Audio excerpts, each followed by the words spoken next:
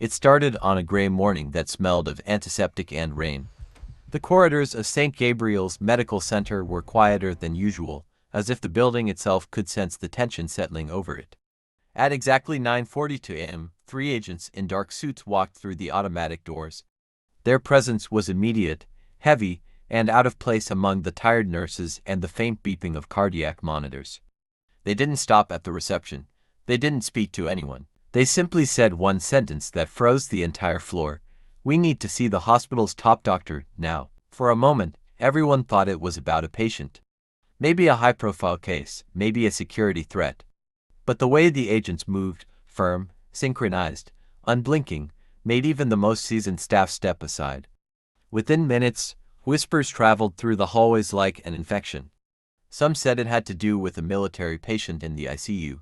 Others whispered that the FBI had been here before, years ago, when something had gone terribly wrong during a classified surgery. In the staff room, Dr. Eleanor Hayes was finishing her second cup of coffee, unaware that her name had just been spoken downstairs. She was the kind of doctor who carried her exhaustion like an invisible medal, dark circles beneath her eyes, a quiet steadiness in her hands. The kind of woman who had saved more lives than she could remember, but lost enough to never sleep soundly again. When the head nurse burst into the room, pale and trembling, Eleanor looked up only once, reading the fear in her eyes before the words even came. "They're asking for you," the nurse said. "The FBI." There was no time to ask why. No time to hide the way her pulse faltered at the sound of those three letters. Eleanor stood up slowly, her expression unreadable.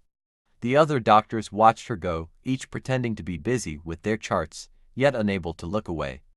Everyone knew she had a past that wasn't entirely medical, rumors of her time working in military research, a file that had been sealed, a name she never used anymore. When she reached the lobby, the agents turned toward her. For a heartbeat, no one spoke. The rain tapped against the glass doors, and Eleanor's reflection stared back at her between theirs, calm, controlled, but with a shadow behind her eyes that only she understood. The lead agent, a man whose expression had been carved from stone, opened his mouth as if to deliver some command, but stopped. His voice failed him. She didn't ask what they wanted. She only said, softly, "You're late." And that was the moment the silence became unbearable. Something in her tone told everyone that this wasn't their first meeting. The hospital stood still.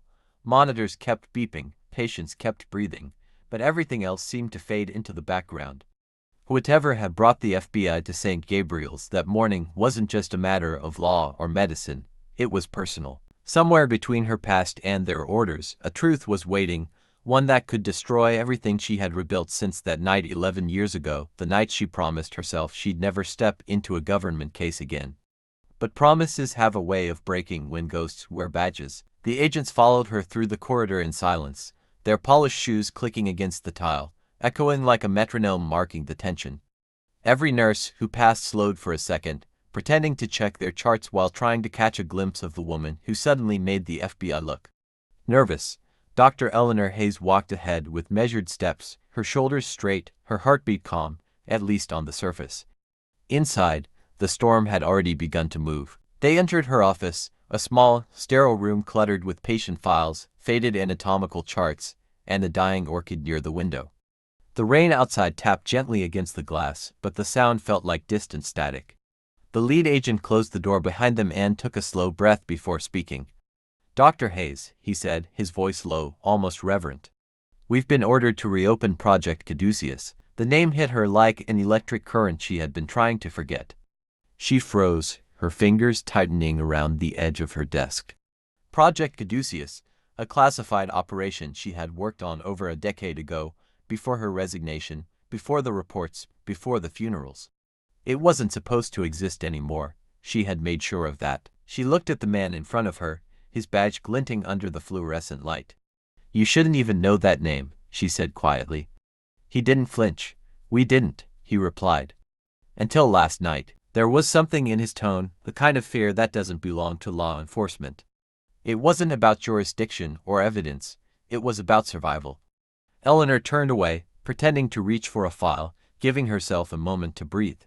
Memories began to surface, a sealed lab, a patient who wasn't supposed to wake up, a heartbeat, that refused to die even when the machines were turned off. She had buried those nights deep inside her, but now the past was sitting across from her in a federal suit. "I'm a surgeon," she finally said, turning back to face them.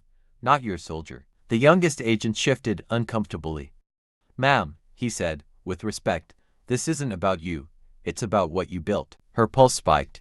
What you built. Those words carried the weight of everything she had tried to forget: the synthetic blood, the neural experiments, the patient who became more weapon than human. She had believed she could save lives by rewriting biology itself. Instead, she had created something no one could control. Eleanor took off her glasses and placed them gently on the desk. "Tell me what happened," she said. The lead agent hesitated, as if saying it out loud might make it more real. One of the subjects from CADUCEUS ... woke up. The world seemed to tilt for a second. The hum of the fluorescent light deepened. The rain outside grew louder, and Eleanor felt the air leave her lungs. She had seen that subject die, she had signed the death certificate herself. And now, the dead was breathing again. The rain outside had turned into a full storm, the thunder rolling like distant artillery. Inside Eleanor's office, the air was still, heavy with the kind of silence that swallows words before they can form. She stared at the agents, her mind replaying the sentence she'd just heard. One of the subjects woke up. It felt impossible, grotesque even, but deep down, something in her already knew it was true. She had always known this day might come. She crossed her arms, as if to hold herself together. "You buried those bodies under enough concrete to build another hospital," she said, her voice controlled but trembling at the edges. "How could anyone wake up from that?" The lead agent exchanged a glance with his partner before sliding a folder across her desk. She hesitated before opening it, but when she did, her hands began to shake. Inside were photographs, blurred, infrared images of a patient lying on a hospital bed, surrounded by armed guards. Tubes ran across his body, and his chest rose in rhythmic defiance of death. His eyes were open, not vacant, watching. "He's conscious," said the agent, "and he's asking for you." Eleanor felt a hollow pressure in her chest. She remembered that face. She remembered the night they pronounced him dead, the young soldier named Isaac Monroe, 27 years old, a volunteer for a trial meant to push human regeneration beyond natural limits. His body had rejected every transplant, every modification. His cells burned themselves alive trying to adapt. She stayed by his side until the monitors went flat. When it was over, she swore never to repeat that mistake again. Now, 11 years later, his heart was beating. She closed the file and looked out the window, her reflection fragmented by raindrops. "This can't be happening," she whispered, but denial felt useless now. The agents weren't lying. The photos were too detailed, the terror in their eyes too real. "We think someone reactivated the old lab data," the younger agent said. "But what's worse, he's not the same. His vitals are off the charts. He's stronger, faster, but he's deteriorating too. His body's rejecting itself again, and he's violent." Eleanor turned back to them, the calm in her expression now brittle, breaking. "And what do you expect me to do?" The lead agent stepped closer, lowering his voice. "You were the only one who ever reached him. Before he died, you said he spoke to you. About something he saw, something that wasn't human. We need to know what he meant." Her eyes darkened. She remembered the last thing Isaac had said, moments before his final heartbeat. "They're not done with me yet." She hadn't understood it then. But now, as thunder cracked outside and her hospital lights flickered, Eleanor realized something terrifying. Isaac's return wasn't resurrection, it was continuation. Whatever project Caduceus had started, it was still alive. That night, long after the FBI had left her office, Eleanor remained in the dark. The rain had stopped, leaving behind the sterile hum of hospital machinery and the echo of her own breathing. Her reflection in the glass looked almost unrecognizable, the once idealistic surgeon now haunted by something older than guilt, unfinished science. She remembered the night Caduceus ended, the way the alarm screamed while they injected the compound, the way Isaac's body convulsed and then went completely still. She had sworn to destroy every trace of it, but someone hadn't. At 2:13 a.m., her phone vibrated. No caller ID. She almost didn't answer, until a familiar voice whispered, "They shouldn't have found me." It was Isaac. The tone was low, distorted, but the cadence was his, too calm for a dead man. The line cut before she could reply. Within minutes she was in her car, driving through the flooded streets toward the government facility on the outskirts of the city, the same one she had tried to forget existed. Security let her in without question. The agents were expecting her. Inside, the air smelled like metal and disinfectant. Every door opened with a hiss, every corridor glowed with that cold, blue-white light that made everyone look half alive. When she finally reached the containment wing, the world seemed to hold its breath. Behind a wall of glass lay Isaac Monroe. His body was different now, pale veins of silver spread beneath his skin, his eyes glowing faintly even in the dark. Machines surrounded him, reading impossible data. A nurse whispered that his heart rate changed with the moonlight, that he sometimes spoke in his sleep in languages no one recognized. Eleanor stepped closer, pressing her hand against the glass. His gaze lifted, slow, deliberate, and for the first time in years she saw recognition, not the mechanical response of a patient, but awareness. "You shouldn't have come back," she murmured. Through the intercom, his voice came broken, human, but undeniably real. "You said I'd live again. You just never said how." Her breath caught. All the years of denial, all the sleepless nights, they collapsed into that single sentence. Project Caduceus had worked, but not as she intended. It hadn't resurrected life, it had rewritten death. The lead agent approached her quietly. "He's destabilizing. Every hour he's awake, the readings grow worse. If he loses control, this whole building won't be enough to contain him. We need your help to end it." She didn't turn around. Her eyes stayed on Isaac, whose chest rose with a natural rhythm. "You don't end what you've brought back," she said softly. "You unmake it." Behind her, alarms began to pulse faintly, slow, rhythmic, like a heartbeat awakening somewhere it shouldn't. The alarm spread through the facility like a pulse from something alive. Red lights began to flash across the corridor walls, bathing everything in a feverish glow. Eleanor didn't flinch. She had lived this moment before, the beginning of collapse disguised as control.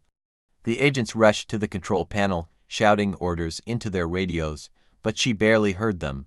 Her attention was fixed on Isaac. He was awake now, his breathing fast and ragged, the tubes on his chest vibrating with each inhale. The silver lines under his skin were spreading, like roots crawling from within. The monitors screamed in protest, their numbers impossible, untranslatable. When he looked up, his eyes weren't just open, they glowed. Not with light, but with something that seemed to recognize her, to accuse her. She stepped closer to the glass. "Isaac," she said quietly, her voice almost swallowed by the alarm. "You need to calm your breathing. You're still in control." But he wasn't. His body trembled with spasms of strength that bent the metal restraints. The sound was animal, mechanical, and human all at once. One of the guards shouted to shut the containment locks, but Eleanor raised a hand, her tone sharp, commanding. "Don't. If you restrain him, you'll trigger the defense reflex, because I designed it." The words came out before she could stop them. The room froze for half a second. The lead agent turned to her slowly, realization dawning on his face. "You didn't just work on Caduceus," he said. "You created it." Eleanor didn't deny it. The truth filled the air like smoke. "He wasn't supposed to be a weapon," she said, her eyes still on Isaac. "He was supposed to be hope, a second chance for soldiers who'd lost everything."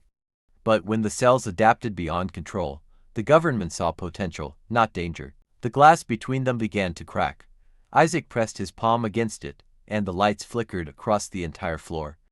A wave of static moved through the intercoms, followed by a deep, rhythmic vibration that seemed to echo from inside the walls.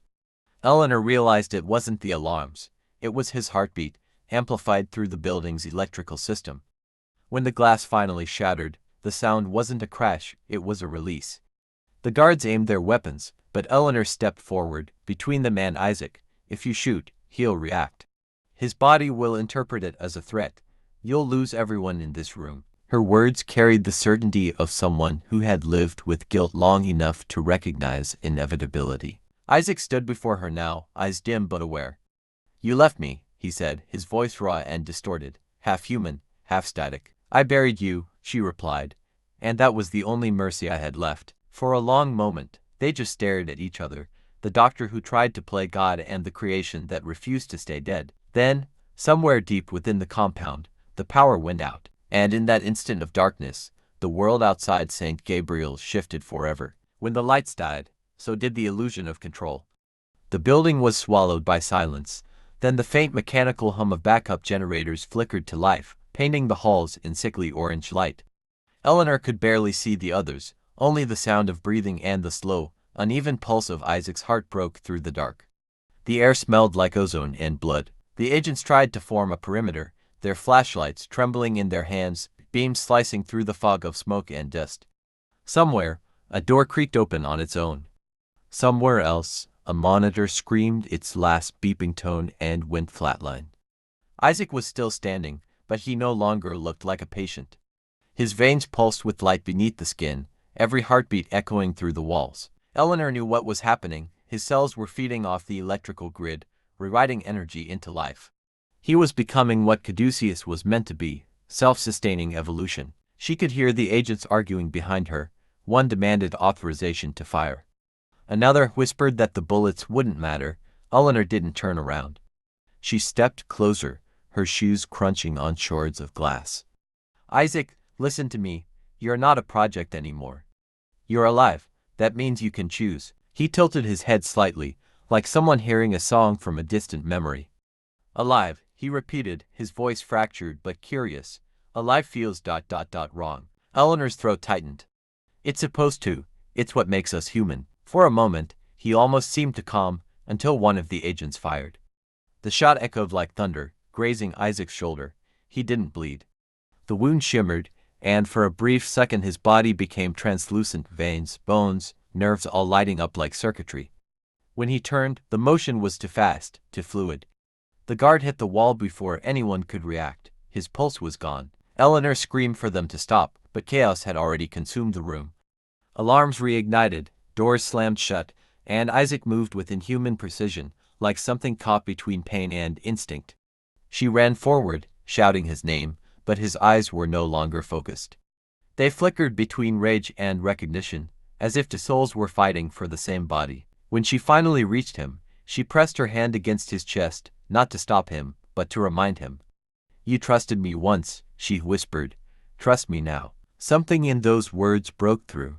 His breathing slowed, his muscles trembling as the glow under his skin dimmed. For the first time, she saw the man she had once promised to save. The soldier, the patient, the human being buried beneath the experiment. Then, from the far end of the corridor, a voice came through the intercom, calm, clinical, and familiar. Dr. Hayes, you were never supposed to see this part. Eleanor froze. The voice belonged to Dr. Carlyle, her former supervisor, the man who had ordered the shutdown of Caduceus. The one she thought had died in the fire. Her blood went cold. You're alive, she said. Alive, he replied, echoing Isaac's tone with eerie precision, but not human anymore. The line cut. The backup generators went silent. And all around them, the walls began to hum, not mechanically, but biologically. Project Caduceus wasn't just back, it was evolving. The floor vibrated beneath Eleanor's feet as if the entire compound had a pulse of its own. The hum turned into a steady rhythm, a heartbeat, deep and slow, resonating through the metal and concrete. The walls shimmered faintly, streaks of silver spreading like veins. Project Caduceus wasn't confined to Isaac anymore. It had become systemic, alive in every wire, every wall, every line of code that had once controlled it. Eleanor knew that sound. She had heard it once before, the night the first subject went into cellular overload. Back then, it had been contained to a single body. Now, it was the building itself. He's not the only host, she whispered. The lead agent's radio crackled, spitting static. Containment breach in sublevel 3, the lab is, then silence. A moment later, the lights along the hall burst one by one, glass raining down in slow motion. The agents panicked, shouting over each other, but Eleanor barely moved. She knew exactly what to do. The only problem was that doing it meant destroying everything, including Isaac. She turned toward the operating room nearby, its door marked restricted access. We can still shut it down, she said. But we'll have to perform a full neural reset. The youngest agent frowned. You mean? Yes, she interrupted. A surgical shutdown, manual. I'll have to go in myself. The room went silent. No one volunteered to stop her. They all knew she was the reason any of this existed, and that it had to be her hand that ended it. She moved quickly, snapping on gloves, tying her hair back, her hand steady in a way that only comes from a lifetime of saving lives, and now, taking one. Isaac followed her with his eyes as she approached. "You promised I'd live again," he said, voice trembling. "I did," she replied softly, holding his gaze. "But I didn't say forever." She injected the stabilizer, and for a moment his body relaxed, his breathing shallow but even. She leaned close, whispering as she positioned the scalpel. "You were the best part of what we tried to do. Don't let what they made of you define what you were." For a few seconds, there was peace, the faint hiss of machines, her own heartbeat in her ears. Then the entire facility roared to life. The intercoms erupted with Carlyle's voice again, distorted and omnipresent. "You can't stop evolution, Eleanor. You can only delay it." She ignored him. The scalpel found the implant behind Isaac's ear, the neural hub that kept the regeneration sequence running.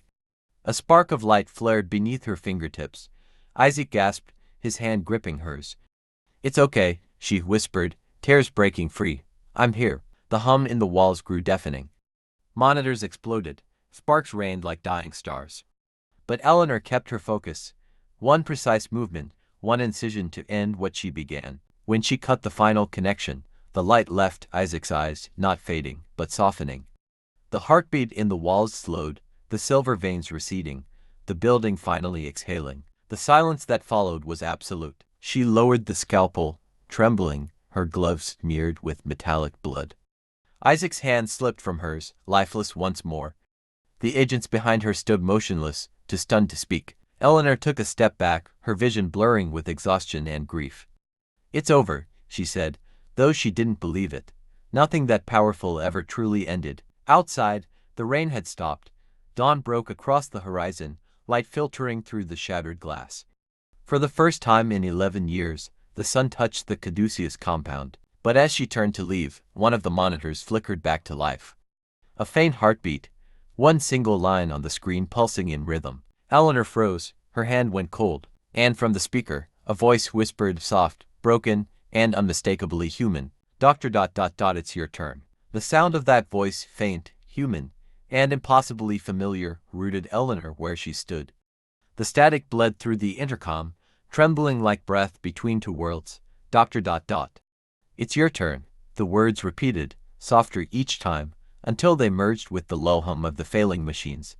She turned slowly toward the monitor, her reflection trembling in the glass.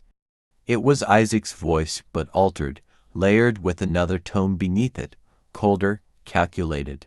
Carlyle. For a moment, she couldn't tell which one of them was speaking anymore. The surviving agents stood frozen, weapons lowered, eyes wide as the room's lights flickered in dying spasms. One of them whispered, "He's gone," but Eleanor didn't answer. She stepped closer to the monitor, her pulse steady, her expression unreadable. "No," she said softly, "he's not." The screen blinked again, displaying an EEG pattern she recognized instantly, human brain activity, but not Isaac's, it was hers. The interface had mirrored her neural rhythm during the procedure. Carlyle's voice came again, calm, almost soothing. "You spent your life giving others second chances, Eleanor. Did you think evolution would ignore you?" She staggered back, her gloved hands trembling. "What did you do?" "What you did," the voice replied. "You uploaded the Caduceus imprint when you linked your neural signal to his. You didn't just shut him down, you transferred the sequence." Her mind raced, the stabilizer, the connection port. The brief flash of light when she made the final incision. It hadn't been power feedback, it had been data. The system had recorded her neural pattern, rewritten it into the code meant to control Isaac's regeneration. In trying to destroy the monster, she had overwritten herself into it. A wave of dizziness hit her. She steadied herself against the operating table, her reflection in the steel tray shimmering strangely. For a moment, her eyes flickered, just once, faintly, the same silver glow that had once burned beneath Isaac's skin. The youngest agent noticed it and took a step back. "Dr. Your eyes." Eleanor looked at him with something between fear and acceptance.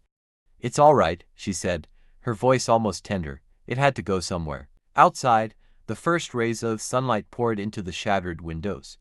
Dust and rain mist floated in the light like suspended ash.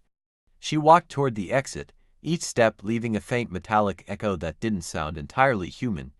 Behind her, the machines flatlined again, a single tone, pure and absolute. When she reached the threshold, she stopped and turned, her face half in shadow.